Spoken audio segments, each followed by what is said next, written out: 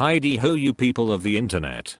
Today I'm going to talk about something super original that no one did before me. I swear. I'm going to explain what the difference is between push and pull. And also a short explanation what pressure is.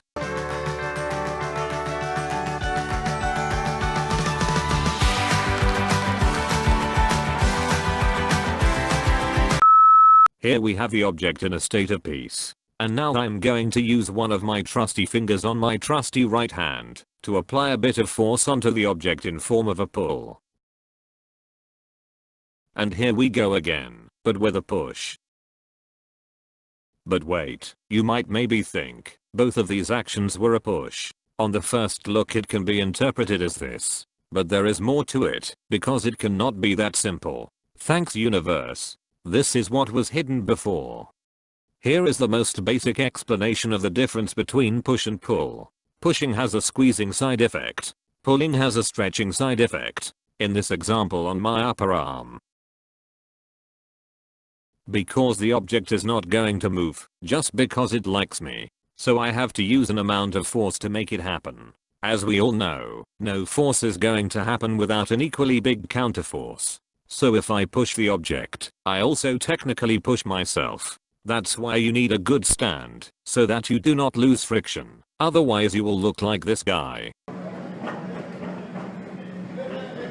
Oh shoot.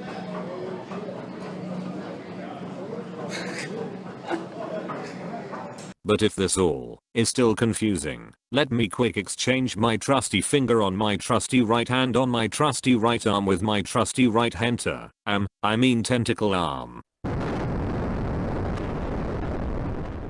Which is covered in pleasure enhanc, I mean suction cups. Now there is not one of these nasty little situations where something has to be wrapped around something else to apply the force, which could give off the impression that it might be pushing. Let's repeat the try.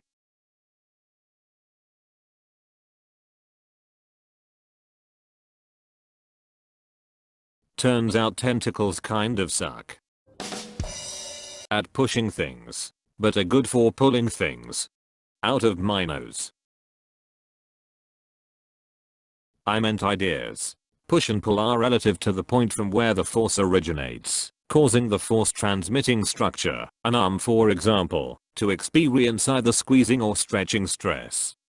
Or you can also ask yourself, if I pull something, or get pulled by something, am I somehow experiencing a stretching? And if I push something, or get pushed, am I experiencing parts of me being squeezed in some way? Now let's have a short look at pressure.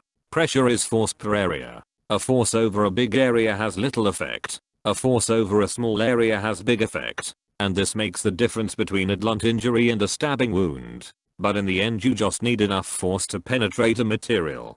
Okay, this is where my script ends.